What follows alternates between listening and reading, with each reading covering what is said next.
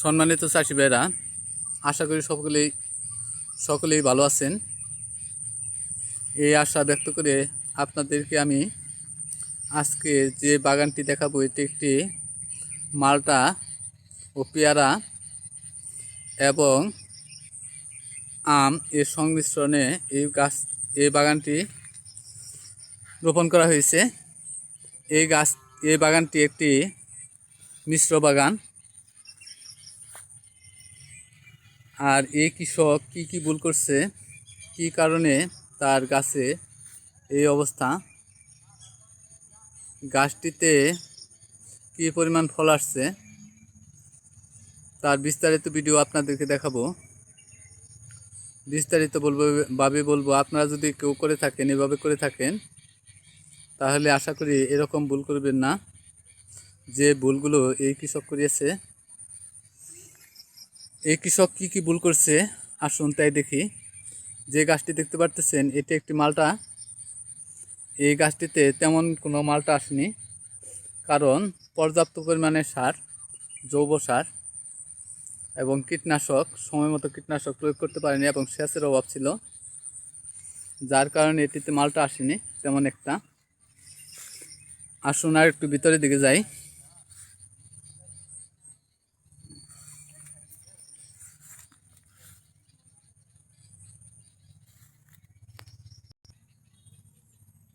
দেখেন, এটা একটি পেয়ারা গাছ। পর্যাপ্ত পরিমাণে পেয়ারা আসছিল এবং পলি ব্যাগ করা হয়েছে। পলি ব্যাগগুলো সঠিকভাবে স্থাপন করা হয়নি এবং কিছু পেয়ারাগুলো সে পলি স্থাপন করেনি, যার কারণে তার পেয়ারাগুলো পচে গেছে। এই যে দেখেন, এই পেয়ারাটা পচে গেছে। এই পেয়ারাটা পচার উপক্রম হয়েছে। আপনাদেরকে দেখাই, দেখেন পচে গেছে, একদম পচা একটি পেয়ারা। এইখানে আসেন, এইখানে একটি জিনিস দেখাই আপনাদের, পেয়ারাগুলো কিভাবে আসছিল। দেখেন কি সুন্দরভাবে পেয়ারাগুলো আসছিল।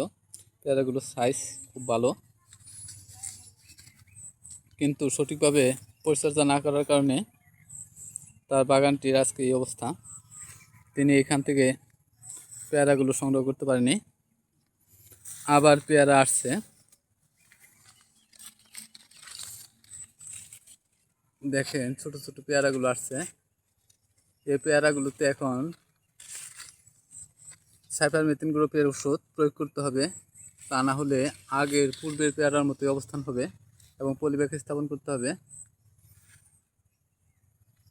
এইখানে যে পেয়ারাগুলো দেখতে পারতেছেন, এই পেয়ারাগুলো অনেকগুলো পলি স্থাপন করছে, কিন্তু অনেকগুলো এখনও পলি স্থাপন করেনি, যার কারণে কৃষক সঠিকভাবে এখনও তার কাঙ্ক্ষিত ফলন আশা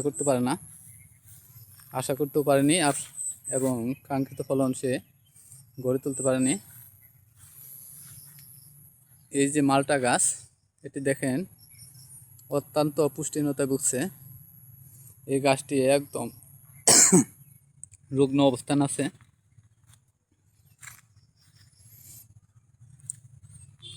এইখানে যে গাছগুলো দেখা যাচ্ছে, এই গাছগুলোর পেয়ারা, অধিকাংশ পেয়ারাই নষ্ট হয়ে যাচ্ছে। সঠিক রক্ষণাবেক্ষণ এবং কীটনাশক প্রয়োগ না করাতে এই অবস্থা। আপনারা যদি বাগান করেন তাহলে সঠিকভাবে পরিচালনা করবেন এবং সঠিকভাবে কীটনাশক প্রয়োগ করবেন, তা না হলে আপনার বাগান তেমন একটা কাঙ্ক্ষিত ফলন পাবেন না এবং লাভের মুখ দেখতে পারবেন না। আর যে গাছগুলো আপনাদেরকে দেখাতে চাচ্ছি, গাছগুলো খুবই সুন্দর, কিন্তু ফলন কৃষক নিতেই পারেনি। দেখেন মালটা অনেক বড় গাছ হয়ে গেছে, কিন্তু তেমন কোনো মালটা আসেনি। এর কারণ হলো সঠিকভাবে তার রক্ষণাবেক্ষণ এবং সময় মতো তার কীটনাশক প্রয়োগ ও সার প্রয়োগ করতে পারেনি, যার কারণে এই অবস্থা। আর একটু যদি দেখাই, এই যে একটি পেয়ারা গাছ, এই পেয়ারা গাছটি আমাদের প্রুনিং করা হয়েছে আবার ফল যাতে আসে, এটি একটি সঠিক পদ্ধতি, কিন্তু উনি কতটুকু এভাবে করবেন আমি জানি না। দেখেন নতুন নতুন ডালগুলো ছাড়ছে এবং সুন্দরভাবে এই ডালগুলোতে আপনার নতুন কুশি দিচ্ছে। এই কুশিগুলোতে আবার খুব ভালোভাবে সুন্দরভাবে পেয়ারা আসবে। এই পেয়ারা অনেক বাজারে চাহিদা থাকবে তখন সব গাছেই।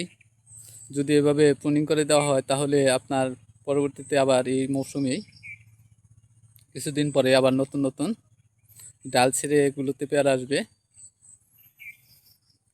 এই যে দেখেন এই গাছটিও প্রুনিং করা হয়েছে। প্রুনিং করার কারণে আপনার নতুন নতুন কুশিগুলো দিচ্ছে এবং কিছু কিছু ডালের মধ্যে এখনও পেয়ারা আছে যা পলিব্যাগ করা হয়েছে। আবার নতুন উদ্যমে এই কৃষক নতুনভাবে আপনার কাজ শুরু করছে, যা আমার দেখে অত্যন্ত ভালো লাগলো।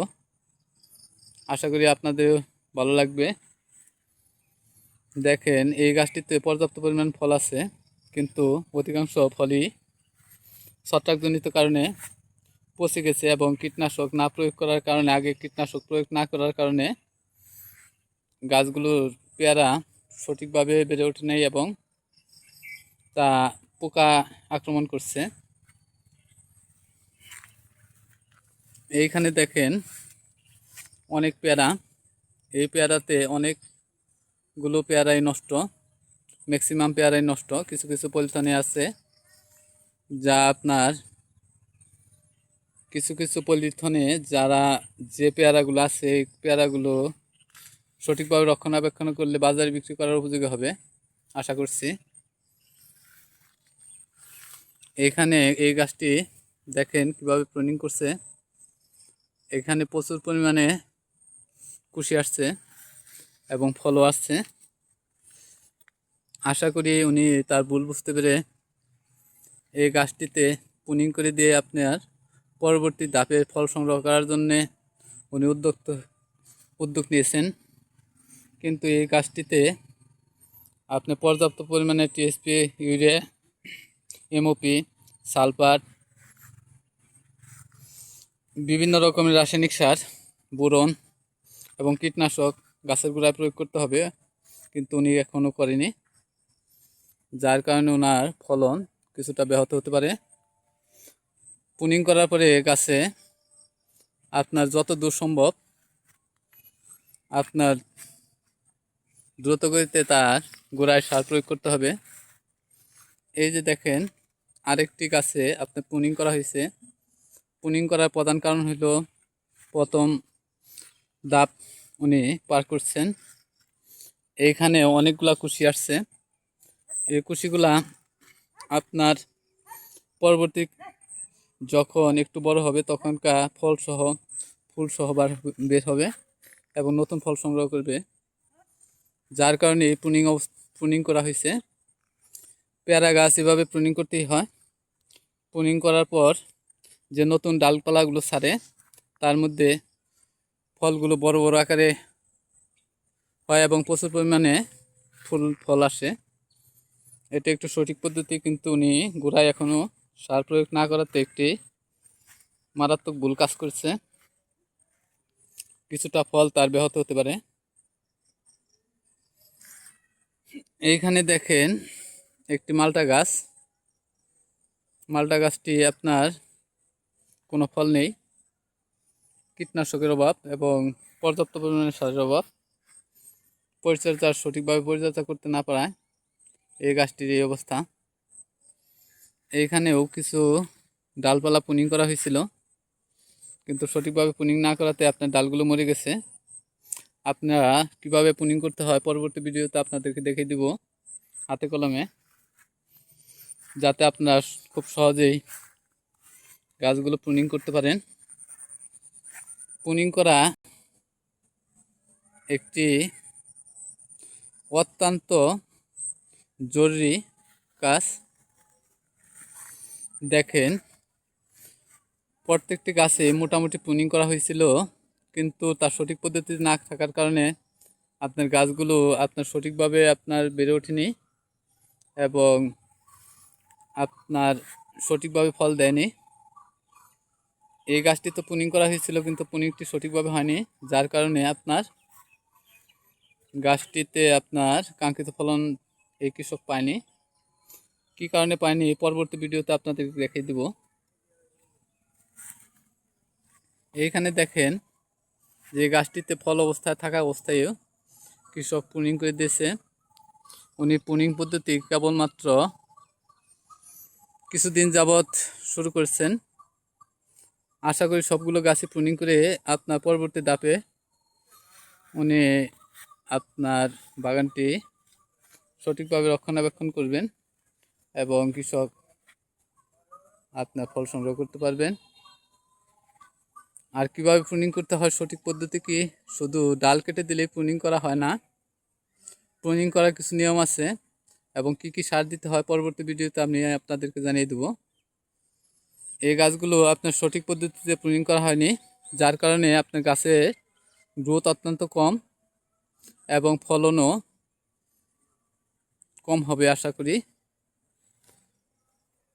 আপনারা যে গাছগুলো প্রুনিং করা অবস্থায় দেখলেন, এই গাছগুলো সঠিকভাবে প্রুনিং করা হয়নি। সঠিকভাবে কীভাবে প্রুনিং করতে হয় পরবর্তীতে দেখাই দেব।